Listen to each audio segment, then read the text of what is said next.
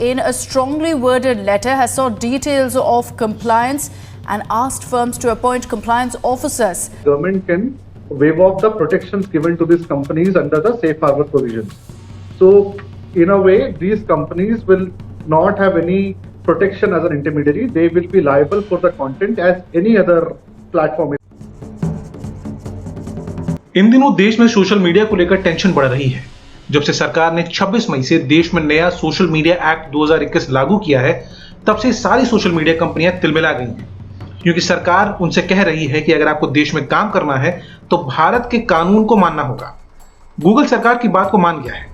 सामने से फेसबुक भी सरकार की हाँ में हाँ मिला रहा है, लेकिन पीछे से व्हाट्सएप को सरकार के ही खिलाफ दिल्ली हाईकोर्ट भेज दिया है।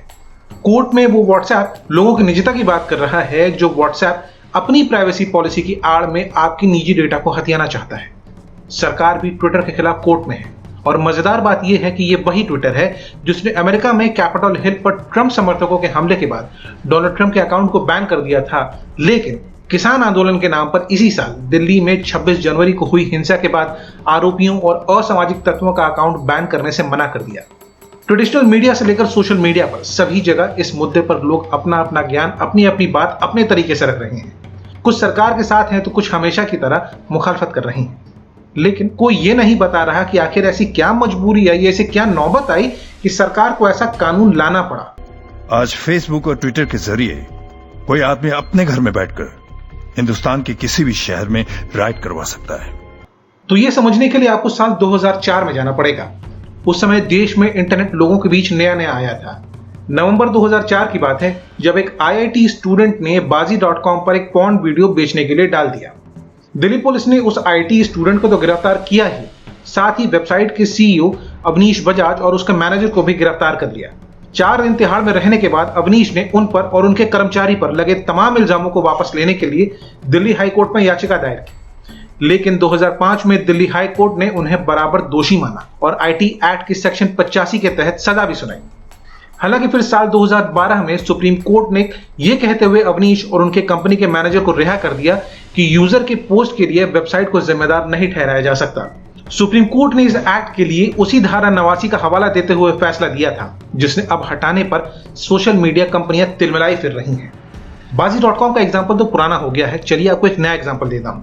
किसान आंदोलन तो आपको याद होगा ही, जो अभी भी दिल्ली में चल रहा है। उसी आंदोलन में एक टूलकिट की बात सामने आई थी, जिसमें दिल्ली हिंसा से लेकर आगे की पूरी प्लानिंग की गई थी, और इसे बनाने के तौर पर ग्रेटा थनबर्ग का नाम सामने आया था, खालिस्तान और उसके समर्थकों का नाम आया था, और दूसरे असामाजिक तत्वों का भी नाम जुड़ा था। भारत में भी इसी मामले पर कई गिरफ्तारियां भी हुई। इस टूलकिट से एक और जो बात निकल कर आई वो ये कि इसमें बहुत बड़ी मात्रा में पैसा इन्वॉल्व है, जो किसान आंदोलन के नाम पर देश को बदनाम करने के लिए लगाया जा रहा है।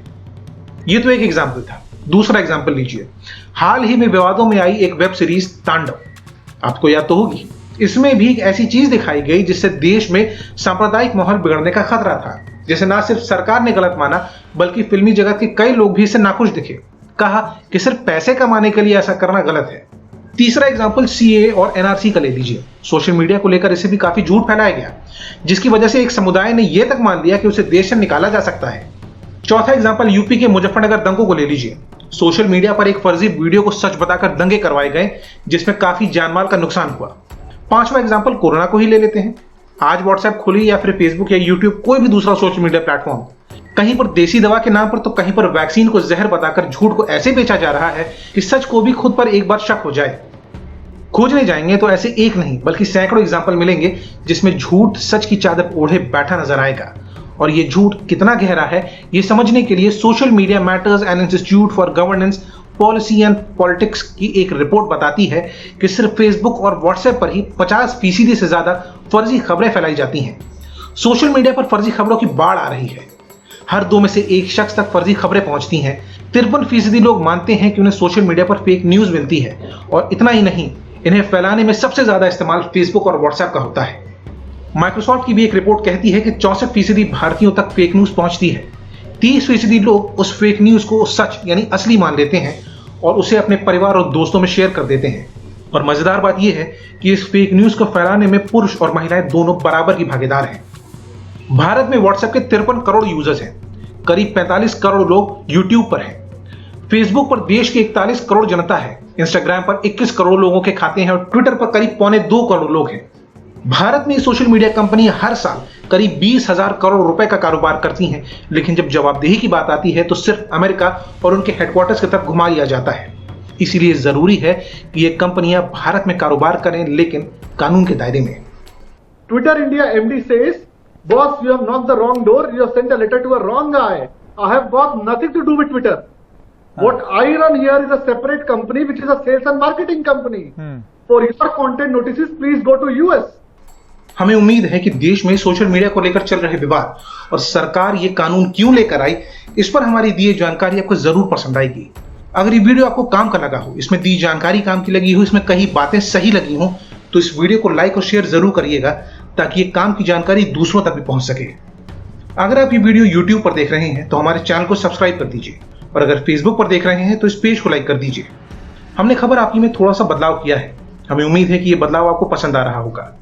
अगर इस संबंध में या वीडियो के संबंध में आपकी कोई भी राय, कमेंट या सुझाव है तो हमें नीचे कमेंट करके जरूर बताइएगा।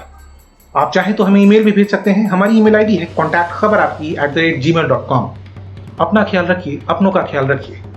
अगले वीडियो में मिलते हैं, तब तक के लिए धन्यवाद।